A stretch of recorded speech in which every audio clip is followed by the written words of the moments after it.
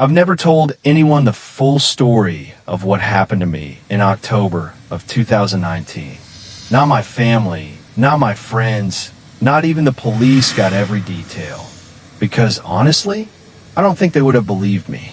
But 4 years later, I still can't drive past a cornfield after dark without checking my rearview mirror every few seconds. My name is Marcus, and I was 24 years old when this happened.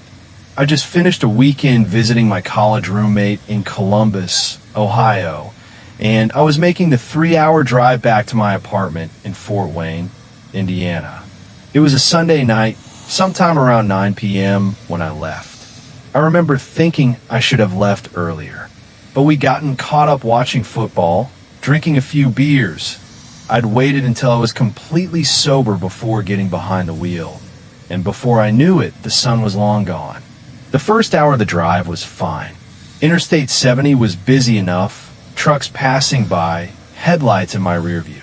But then I made the decision that I've regretted every single day since. My GPS rerouted me. There was apparently a major accident on my usual route. Traffic backed up for miles. The app suggested an alternate path that would take me through some back roads, but supposedly saved me 45 minutes. I took the exit. The moment I left the interstate, everything changed. The streetlights disappeared within a mile. The road narrowed from 4 lanes to 2. Then the lines on the pavement started getting faded, harder to see.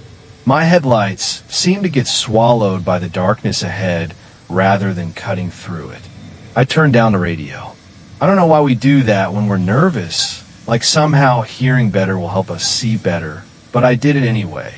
The silence that filled the car was almost worse than the darkness outside. About 15 minutes into this detour, I noticed something. There was a car behind me. Now, that shouldn't have been unusual. It's a public road, other people drive on it. But something about those headlights made me uneasy. They were keeping a perfect distance, not getting closer, not falling back. Just following. I told myself I was being paranoid. I probably watched too many horror movies, listened to too many podcasts about creepy encounters. I kept driving. Then the car behind me turned off its headlights. I felt my stomach drop. I squinted into the mirror, trying to see if maybe they just turned off onto another road. But no, I could still see a shape back there. A darker shadow against the dark road. Still following. Just without lights now. My hands tightened on the steering wheel. I pressed the gas a little harder, watching my speedometer climb from 50 to 60. The shape behind me kept pace. Okay, I said out loud just to hear something. Okay, it's fine. They're probably just having electrical problems or something. I didn't believe myself. My GPS showed another 8 miles until I'd reach a town called Millbrook. I never heard of it, but any town meant lights, people, maybe a gas station where I could pull in and see if this car had passed me by. 7 miles. The car was still behind me. Still no headlights. 6 miles. I could now make out the silhouette more clearly in my mirror when we passed under the occasional break in the clouds where moonlight leaked through. It was a truck, an older model pickup for what I could tell, dark colored, keeping that same impossible measured distance. 5 miles. My phone buzzed. I nearly swerved off the road. I grabbed it, glancing down for just a second. It was a text from a number I didn't recognize. Just 6 words. My blood went cold. I actually felt the temperature drop in my body, like someone had injected ice water directly into my veins. I looked back at the mirror. The truck was still there. How did they have my number? I floored it. I didn't care about speed limits anymore. The speedometer hit 70, then 80. The old county road was not designed for this speed, and I felt my tires struggling to grip on the cracked pavement. The truck behind me sped up too. Its headlights suddenly flicked back on. High beams now, flooding my car with blinding light. I couldn't see anything. My mirrors were useless, just rectangles of pure white. I was driving almost blind, trying to keep my eyes on the road ahead while this truck rode my bumper, horns screaming into the night. Then I saw it, a small green sign, barely reflective anymore. Millbrook, 1 mile. 1 mile. I could make it. The horn stopped. The high beams dimmed back to regular headlights. But the truck didn't fall back. It stayed right on me, maybe 20 feet behind, close enough that I could now see the outline of a figure in the driver's seat. I couldn't make out any features, just a shape, a person-shaped shadow, perfectly still behind the wheel. Millbrook appeared like a mirage. A few streetlights, a closed hardware store, a diner with its open sign still flickering, and, thank God, a gas station with a few cars in the lot. I pulled into that gas station so fast, I almost hit a pump. I threw my car into park and immediately locked all the doors, watching the entrance to the lot. The truck didn't pull in. I watched the road, my heart slamming against my ribs. The dark pickup drove past the gas station slowly, much slower than it had been going, and I finally got a clear look at it under the streetlight. It was an old Ford F-150, maybe late 90s model. Dark blue or black, I couldn't quite tell. Rust around the wheel wells. And the driver, he was looking right at me. An older man, maybe 50s or 60s, with a gaunt face and deep-set eyes that seemed to catch the light in a way that made them look almost hollow. He wasn't smiling. He wasn't frowning. His expression was completely blank. He raised one hand off the steering wheel and waved. Then he drove on, disappearing down the main street of Millbrook, taillights fading into the darkness on the other side of town. I sat in that gas station parking lot for 20 minutes. My hand was shaking so badly I could barely hold my phone. I called 911, but I wasn't even sure what to report. A truck followed me, and someone texted me something creepy. I could already hear how stupid it would sound. The dispatcher was polite, but clearly didn't see an emergency. There was no crime committed, technically. She said she'd let the county sheriff know about an aggressive driver, took down the partial description I gave her, and told me to drive safe. I went inside the gas station to use the bathroom and buy coffee. The attendant was a young guy, maybe 19, with a patchy beard and tired eyes. When I walked in, he looked up and immediately frowned. "You okay, man?" he asked. "You look like you've seen a ghost." I told him about the truck, about the headlights turning off, then the high beams, the horn, the text message. His expression changed as I talked. The board look disappeared. Something else replaced it. "Fear. What did the truck look like?" he asked. I told him. Old F-150, dark color, rust on the wheels, older driver. The kid went pale. I'm not exaggerating. What little color he had in his face just drained.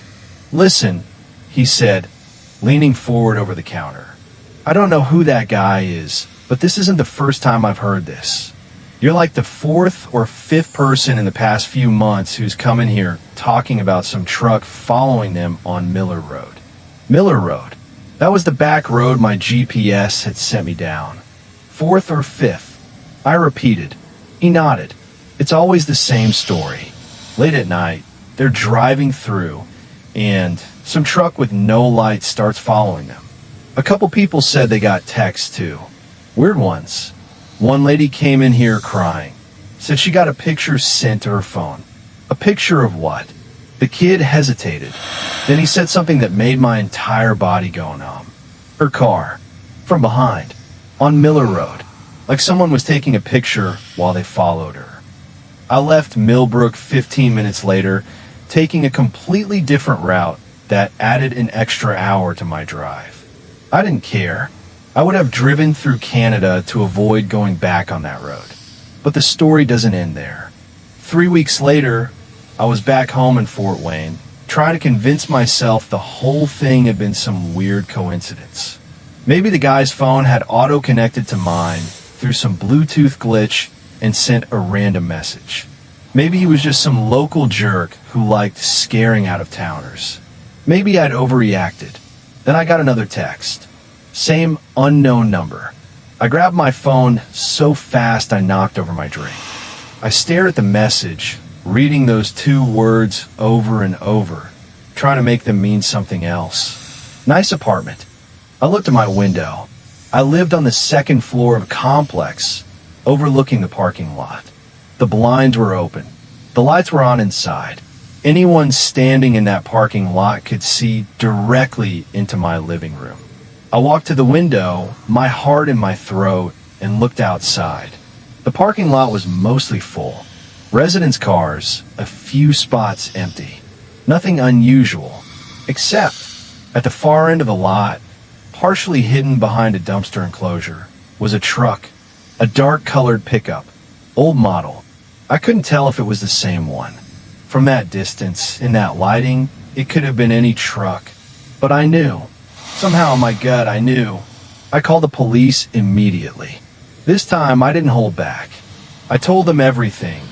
The incident on Miller Road, the text, the gas station attendant's warning about other victims, and now this truck in my parking lot. The dispatcher took me seriously this time. She said she'd send an officer right away.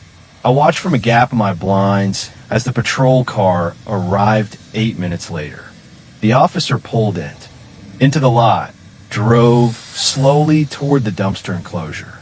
The truck was gone. The officer came up to my apartment and took a report. She was sympathetic, but clearly limited in what she could do. No license plate, no clear photos, no direct threat of violence. The texts weren't explicitly threatening. Nice apartment could mean anything, legally speaking. But she did tell me something useful. She said there have been several reports in the past year about someone stalking drivers on rural routes in western Ohio. Same description every time. Older pickup truck, no plates visible, driver who would follow people for miles before disappearing. We've been trying to catch this guy, she said, but he knows the back roads better than anyone. By the time someone reports it, he's gone. I asked her if anyone had been hurt. She hesitated. Not that we know of, she said. But last year, a woman's car was found abandoned on Miller Road. She was never located. Could be unrelated. We don't know. After that night, I changed my number. I moved apartments 3 months later to a different complex across town with better security cameras and a gated entrance. I bought a dash cam. I bought a legally registered firearm and took classes to learn how to use it safely. I tried to go back to normal life. For a while, I almost convinced myself that it was over. Maybe the guy had found someone else to fixate on. Maybe he'd been caught for something unrelated. Maybe he died. I didn't care as long as it was over. It wasn't over. 8 months after the incident, I was driving home from work on a regular Tuesday evening. It was still light out, around 6 p.m., mid-June. I was on a busy suburban road, nothing rural about it. And in my rearview mirror, 3 cars back, I saw it. The truck. Same truck. I was sure of it this time. I'd memorized the shape of that grille, the particular way the headlights sat slightly uneven, the rust pattern on the front quarter panel.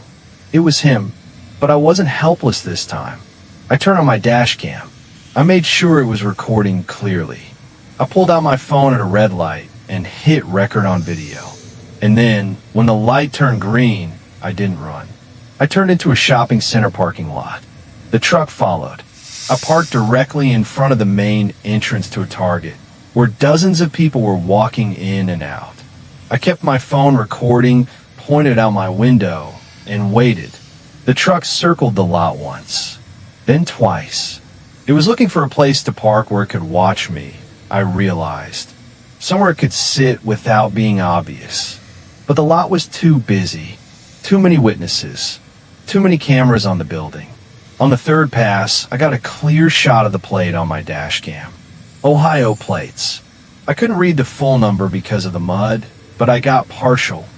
First 3 characters, maybe 4. The truck suddenly accelerated and left the parking lot. I sat there for another 30 minutes, shaking, but also feeling something I hadn't felt since this whole nightmare began. Hope. I went straight to the police with my dashcam footage. This time, they had something to work with. It took them 2 weeks to run the partial plate through their system and narrow down possible matches. 3 more weeks of surveillance and investigation. And then they found him. His name was Harold Eugene Messner, 63 years old, lived alone on a property about 4 miles off Miller Road, right in the heart of the area where he'd been hunting. When they searched his property, they found a lot more than evidence of stalking. They found journals, dozens of them going back over 15 years, each one filled with detailed notes about people he had followed, descriptions of their cars, their routes, their homes. He would track the same person for weeks, sometimes months, before moving on to someone new. They found phones, prepaid burner phones, at least 20 of them, each used to send messages to his victims. He'd use Bluetooth scanning technology to grab phone numbers from cars on the road, something I didn't even know was possible. And then he'd send those texts just to watch the fear take hold. And in a locked shed behind his house, they found something else. Photographs. Hundreds of them, printed out and pinned to the walls. Photos of cars on dark roads. Photos of people at gas stations who never knew they were being watched. Photos taken through apartment windows at night. There was a photo of my car. On Miller Road. From behind, there was a photo of me. Inside the Millbrook gas station. Talking to the attendant. There was a photo of my old apartment window, with me visible inside. Harold Messner was arrested and charged with stalking, harassment, and invasion of privacy. During the investigation, he was also linked to the disappearance of the woman on Miller Road, though her body was never found, and he never confessed to anything beyond following people. He's currently serving 12 years in state prison. With his age and health, he'll likely die there. But I don't feel relief. Because here's what keeps me up at night, for years later. The police told me they found over 300 photographs in that shed. 300 different people, photographed without their knowledge, on dark roads and in their homes. Most of them had no idea they were ever being watched. I was one of the lucky ones. I saw the headlights in my mirror. I got the texts. I knew something was wrong. But how many people drove down that road and never noticed the shape following behind them with its lights off?